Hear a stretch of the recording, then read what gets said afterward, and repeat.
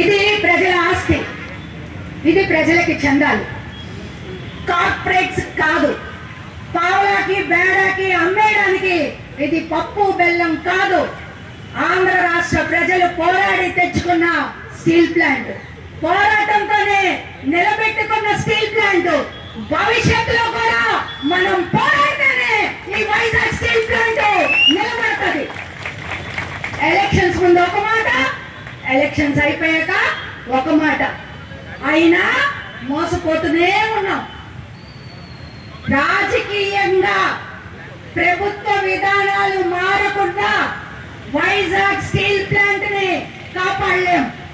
ప్రభుత్వ విధానాన్ని మార్చడానికి మన దగ్గర ఉన్న ఏకైక ఆయుధం మన ఐక్యత, మన పోరాటం, మన చిత్తశుద్ధి, మన డెడికేషన్. ఇప్పటి వరకు వైజాగ్ స్టీల్ ప్లాంట్ దాని వల్ల బట్టే కాపాడబడింది. 5,000 మంది కాంట్రాక్ట్ కార్మికుల్ని ఒక్క కలం పోటుతో తొలగించారు. ఇప్పుడు ప్రతి శనివారం ఎంతో మంది కాంట్రాక్ట్ కార్మికులు తొలగించాలని చెప్పి ప్లాన్ చేస్తున్నారు. నిన్న ఆదినారాయణ గారు మాట్లాడుతూ చెప్పారు, ప్రతి శనివారం 450 మందిని తొలగించాలి అని, అలాగే విఆర్ఎస్ పెట్టి పంపించేయాలి అని. చంద్రబాబు నాయుడు గారు ఎంత అమాయకంగా అడిగారు, వైజాగ్ స్టీల్ ప్లాంట్ ఎందుకు నష్టాలు వస్తుంది అని. చంద్రబాబు నాయుడు గారు ఆయన మేధస్సుకి ప్రపంచమంతా దాసోహం. AI, Google centre, quantum technology, quantum computers, ఇంకేమైనా మనకు తెలియని ఉంటే అవన్నీ కూడా ఆయన బుర్రలో ఉన్నాయి. ప్రపంచ దార్శనికుడు, ఇది కదా ఆయన గురించి చెప్పుకునేది. ఆ ప్రపంచ దార్శనికుడికి తెలీదా వైజాగ్ స్టీల్ ప్లాంట్ ఎందుకు నష్టాల్లో ఉంది అని? వైజాగ్ స్టీల్ ప్లాంట్ నష్టాల్లో ఉండడానికి కారణం దానికి సొంత గనులు లేకపోవడం, శైలిలో విలీనం చేయకపోవడం, అన్నిటికన్నా అది నష్టాల్లోకి ఉండడానికి కారణం మీ అసమర్థత, మీ చేతకంతనం, మీ యొక్క అవకాశవాదం. అందుకు వైజాగ్ స్టీల్ ప్లాంట్ నష్టాల్లో ఉంది. మీరు ఎలక్షన్స్ ముందు ఏం చెప్పారు? మీ ఎమ్మెల్యే, మీ రాష్ట్ర అధ్యక్షులు ఏం చెప్పారు? కాపాడుతూ ఉన్నారు. మీ మీద ఆధారపడి మోడీ ఉన్నారు. మోడీ మీద ఆధారపడి మీరు లేరు. మీ మీద ఆధారపడి మోడీ ఉన్నప్పుడు మోడీ గారికి ముందుకెళ్ళి మిట్టల కోసం సొంత గనులు అడిగినప్పుడు వైజాగ్ స్టీల్ ప్లాంట్ కి సొంత గనులు అడగాలని మీకు తెలియలేదా?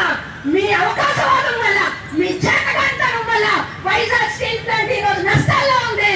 మీరు ఒక్క మాట చెప్పి మోడీని ఒప్పించి సొంత గనులు తీసుకురండి.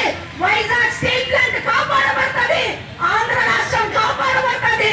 మీ దార్శనికతకి సలాం కొడతాం, లేదా మీరు చరిత్రహీనులుగా మిగిలిపోతారు.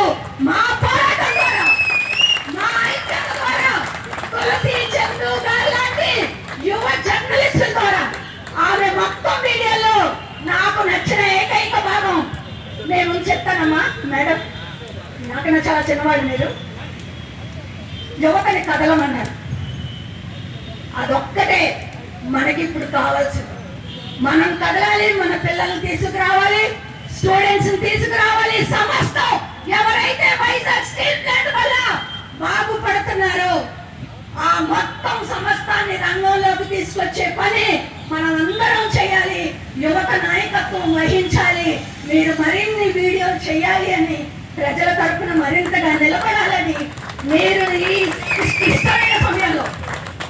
ఈ క్లిష్టమైన సమయంలో అందరూ అవకాశవాదంతో దాగులు మూటగా ఆడుతున్న ఈ సమయంలో మీరు చేసిన 2 వీడియోలు తప్పకుండా వైజాగ్ స్టీల్ ప్లాంట్ చరిత్ర అన్నప్పుడు మీకంటూ ఒక పేజీ తప్పకుండా ఉంటది.